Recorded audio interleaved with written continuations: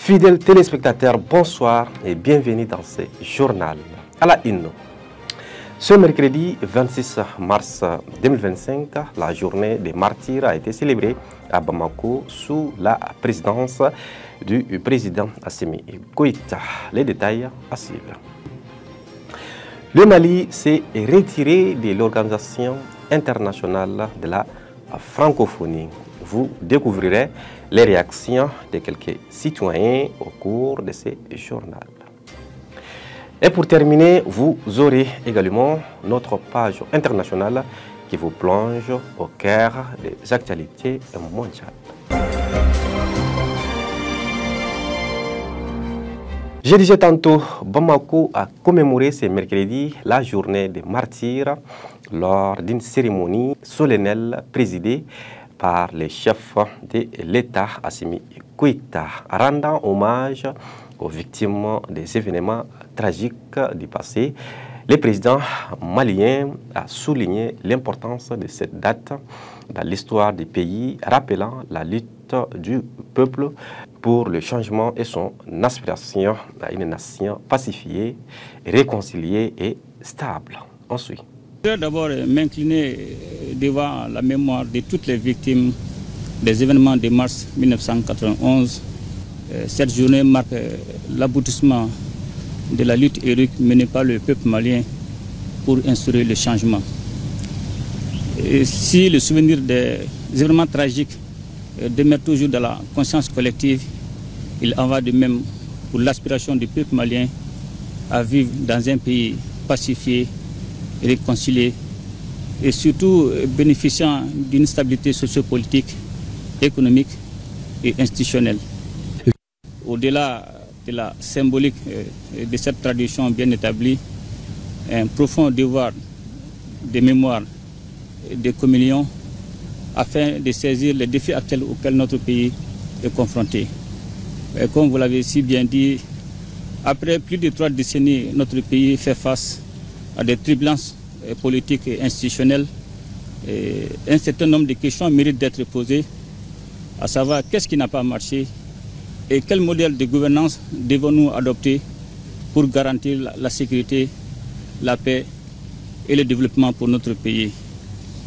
Afin de trouver des solutions durables aux préoccupations légitimes de nos populations, les autorités de la transition ont initié plusieurs actions, notamment les assises nationales de la refondation, à partir desquelles le peuple malien s'est exprimé à travers 517 recommandations, dont la réforme majeure demeure toujours la promulgation de la nouvelle constitution.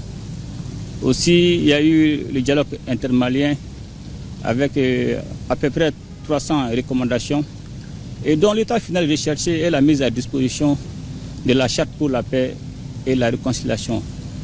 Et je suis convaincu que la mise en œuvre de ces recommandations pertinentes permettra à notre pays de répondre aux aspirations profondes de nos populations. Je l'ai annoncé dans les titres, après le Burkina Faso et le Niger, le Mali à son tour s'est retiré de l'Organisation internationale de la francophonie. Une décision justifiée selon les dirigeants des 3 pays par le mépris dont ils estiment être victimes de la part de l'organisation.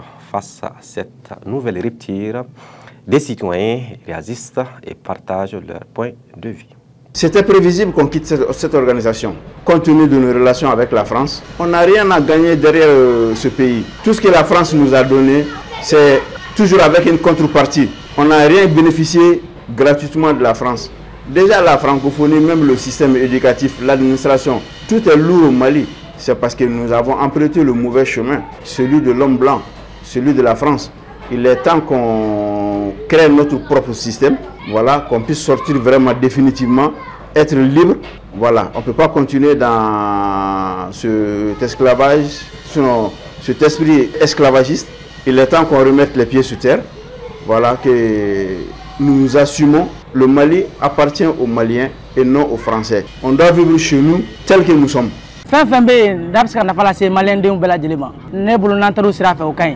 Mais jateminɛ fana ka kɛ kow la Anga nyini ni jinyama jole na sora mse ka bon nu kan kono pusham na ku wa wale chama me ko lubla ka sora kan se musi na ko nu ni ngala nyini parce que amu wa kan kala amu wa warde du e ba mo ko fa ka kan kala e bo ma do bulo le e ba mo ko fa ka na fulo ka du isika che fo na wa e bo ma do bulo bon ne be fa anga kan rete mais anga jate mine amu ka fen chama be ka fa mu nu me na mi so ka an se molla na fo kala ta sira war ta sira ka kan rete.